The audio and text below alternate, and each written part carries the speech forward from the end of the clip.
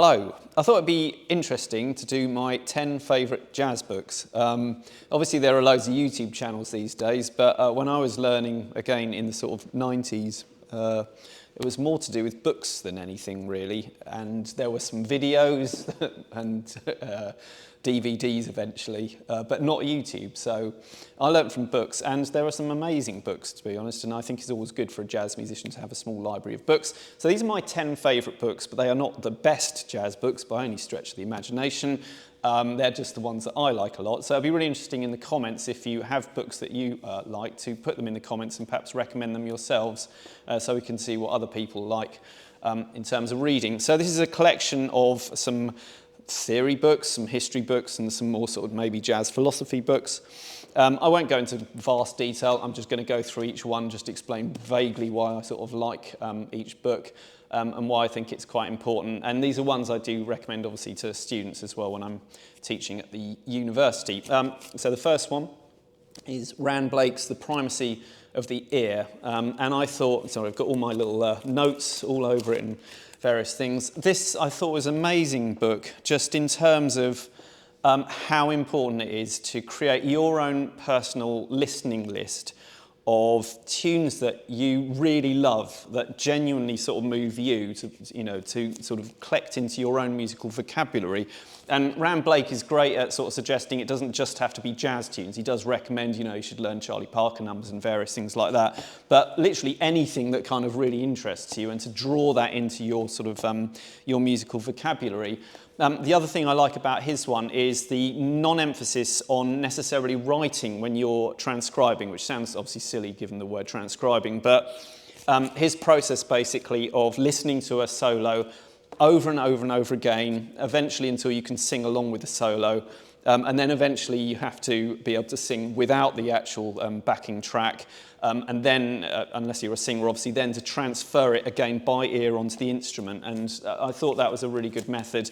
And then only after that, if you feel that it's useful then to write it down and then start sort of like dissecting what's useful and what isn't, that would be, the next step. But this book on ear training, I think, is superb. Primacy of the Ear, Rand Blake, great musician. Next one is a history book. This one is called Subversive Sounds by Charles Hirsch, and this is about the kind of incredibly complex politics of New Orleans at the time that jazz was coming into being, and just how incredible jazz was as a form of music that brought all these different cultures together and gave them a kind of shared language. But the political sort of not intrigue, but the complexities that were going on in New Orleans at the time were absolutely fascinating and quite horrific at certain points as well. And the way jazz kind of like brings people together, I think, is represented really well in this particular book, Subversive Sounds, Race and the Birth of Jazz in New Orleans. So I'd highly recommend that book for a really good insight into the kind of history of jazz.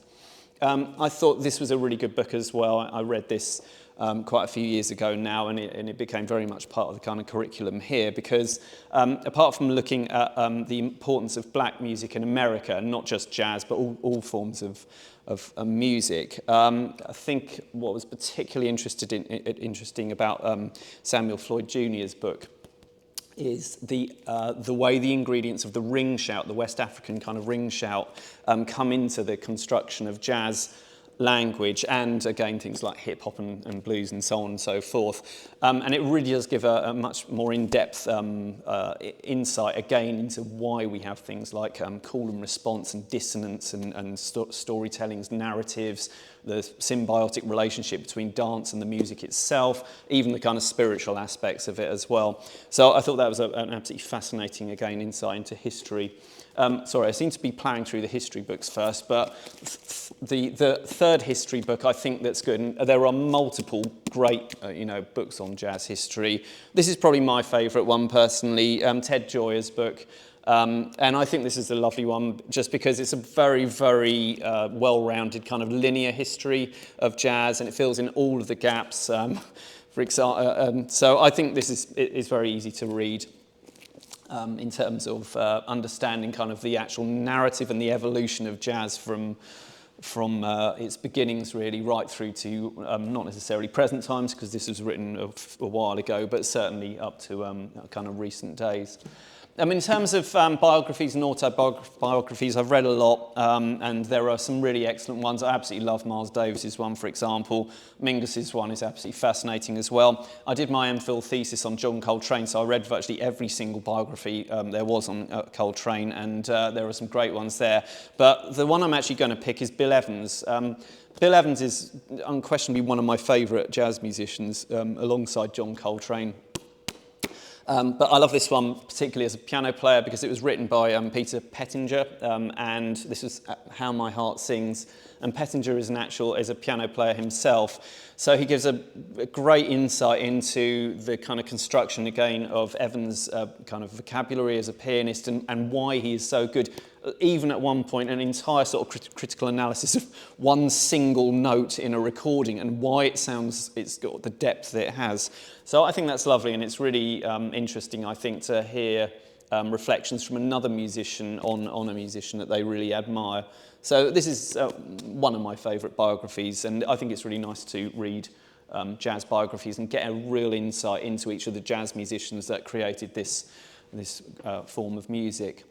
The next book, jazz theory books. So again, there are channels and channels and channels of jazz theory, really, so you don't really necessarily have to plough through a great big book like this. But if you did have a book on your shelf and you wanted a good reference of jazz theory, I personally like the Mark Levine Jazz Theory book. I just think it's incredibly coherent. It's really well laid out. It's got excellent examples. He's a very, very clear, succinct writer on theory. And it's really got everything that you'd need to know in terms of a kind of reference book for anything from reharmonisation to the blues, to scales to music, to so on and so forth. So this would be my kind of choice of theory books if anyone asked me. There are, again, multiple very good ones as well, other than this one. But that's my favourite, and that's the one I learnt from. So after I'd learnt everything by ear, really, when I came to actually understand theory, it was Mark Levine's jazz theory book and his jazz piano book that I actually went through and started then beginning to understand why this stuff works. This is an interesting one as well. I've picked this just because it's such an incredible read. I didn't get a lot from it in terms of transforming my entire knowledge of jazz into what Russell's kind of like viewpoint is. And I'm aware that Jacob Collier has, usurped George Russell now with the Lydian chromatic concept and so on and so forth. But this is a really elegant read. It's very philosophical. It's full of kind of science and philosophy, and it's really an analogy for sort of almost kind of evolution and various things like that. There's a lot more to it than just a theory book. It's often cited as one of the first ever jazz theory books. There were ones that came before that, for example, but this was the one that really sort of blew up on the kind of chord scale kind of theory that have led to this massive proliferation of jazz theory stuff. But this one itself, I think, is a self-contained and extremely sort of eloquent kind of philosophical book. And I have to say, when I read about the concept of the chord mode and the way Russell thinks about that, and also the Lydian itself and his arguments about why the Lydian itself would be the scale, the kind of tonic scale, just quickly reaching across a piano. If I play a major scale in fifths, we get this, right, with that horrible note, the F in the C major at the top. And if you hear it with a Lydian, you get this perfect kind of scale which could just sit, which is why the Lydian's very good for ending songs, and actually Russell's theory makes vast amounts of sense. It's just whether you'd want to take the trouble to kind of rethink the way you think in terms of harmony. But I took a lot from this book itself, and as a read, it's really wonderful. Hal Galper, Forward Motion, was an absolute game changer for me. Now, I was doing a lot of stuff that Hal Galper said, but without realising why I was doing it. And even when I came to sort of Barry Harris's stuff, really, I think Galper's book is a very, very useful book of understanding why phrases work in jazz, but not just jazz, of course, because he covers Bach and Mozart and all sorts of different musical examples. And really here is looking at the idea of, landing strong chord tones on the strong beats of the bar, and actually creating phrases that don't start on beat 1 but actually move back almost like a resolution onto beat 1, and then shows how Charlie Parker phrases and all sorts of different people kind of work along those lines. Now, what I like about this book and what I like about books that I've chosen, generally speaking, is they're principle based. They're not telling you this is how you do it. They are giving you principles from which you can then bring your own kind of language into those principles. And I think that's the best kind of book. It's not prescribing stylistic elements. It's prescribing principles that actually work. In terms of jazz composing, this one here, the Jazz Composer's Companion, Gil Goldstein, again, there's some wonderful books on jazz composition.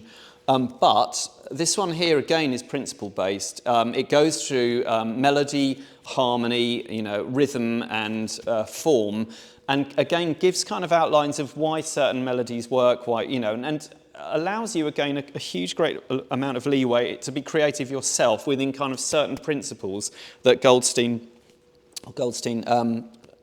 puts into this book.